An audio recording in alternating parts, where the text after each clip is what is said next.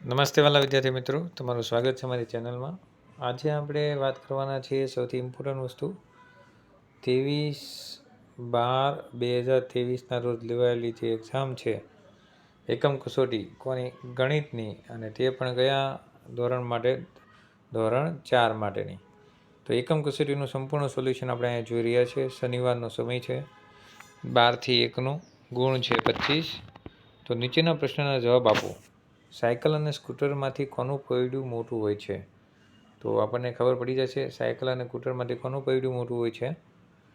કોણ કહે છે બાળકો? તમે કહી શકશો? તો કોનું પૈડું મોટું છે, સાયકલ કે સ્કૂટરનું? તો સ્કૂટરનું પૈડું મોટું હશે. બંગડી અને રકાબીનો ઉપયોગ કરી વર્તુળ દોરવામાં આવે તો કઈ વસ્તુ દ્વારા સૌથી મોટું વર્તુળ બનશે? તો રકાબી દ્વારા.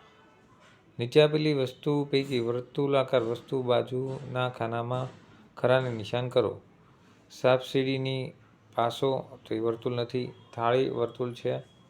નોટબુક વર્તુળ નથી ને પુસ્તક પણ વર્તુળ નથી. તો આગળ વધીએ. નીચે પૈકી કોનું પૈડું એક આટામાં વધુ અંતર કાપે છે? તો એક આટામાં સૌથી વધુ અંતર કાપતું પૈડું હોય તો કયું હશે? રિક્ષાનું હશે. કેનું હશે? રિક્ષાનું પૈડું કાપતું હશે. નીચે પૈકી કોની મદદથી વર્તુળનું ચિત્ર દોરી શકાય છે? તો બંગડીની મદદથી દોરી શકાય છે. આગળ જોઈએ તો નીચે આપેલી આકૃતિ પરથી પ્રશ્નના જવાબ આપવાના છે. તો આપણે આપીએ પ્રશ્નના જવાબ. વર્તુળનું કેન્દ્ર જણાવો. તો વર્તુળનું કેન્દ્ર શું છે? અહીંયા ઓ. શું છે? ઓ. વર્તુળની કોઈ પણ બે ત્રિજ્યા જણાવો. તો બે જ જણાવવાની છે, તો આપણે જણાવી દઈએ. ઓ એ અને ઓ બી. વર્તુળના વ્યાસ કેટલા છે અને વ્યાસના નામ. વર્તુળના વ્યાસ અહીંયા તમે જુઓ એક જ છે, એક. અને કયો આપેલો છે? ઈ અને સી, ઈસી. ચલો.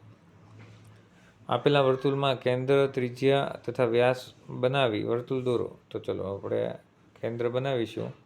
કેન્દ્ર કયું છે? ઓ. આપેલા વર્તુળમાં ત્રિજ્યા ઓપી દોરો અને ઓ ક્યુ દોરો. તો કાંઈ વાંધો નહીં, હાલો. ઓ પી, ઓ ક્યુ. ચલો. એક્સ વાય વર્તુળનો વ્યાસ દોરવાનો છે, તો આપણે વર્તુળનો વ્યાસ દોરીએ. આ એક્સ અને આ વાય અને એ બી. એ અને બહાર જવાનું, એ અને બી. ઓકે. ચલો. પરિકરની મદદથી નીચે આપેલા ત્રિજ્યાના માપ મુજબ વર્તુળ બનાવો. 4 સેમીનું. કેટલાનું બનાવવાનું છે? 4 સેમી. માપી લેવાનું, પછી 4 સેમીનું વર્તુળ તમારે દોરવાનું. 5 સેમી. પાછું આપણે એને કમ્પ્લીટ. પરિકરની મદદથી નીચે આપેલી ભાત દોરો. ભાત દોરવાની છે, એટલે શું કરવાનું છે? સેમ ટુ સેમ એવું ને એવું દોરવાનું છે. જેવી રીતે આ ટૂંકું છે, એક બીજું વર્તુળ, ત્રીજું વર્તુળ, મોટું મોટું. તો આ હતું તમારું 25 માર્ક્સનું પેપર. સરસ રીતે લખો એટલે તમને પૂરેપૂરા માર્ક્સ મળી જશે. ચાલો. આવી રીતે બીજા પ્રશ્નપત્રના સોલ્યુશન જોતા હોય તો ચેનલને લાઇક, શેર અને સબસ્ક્રાઈબ કરી લેજો.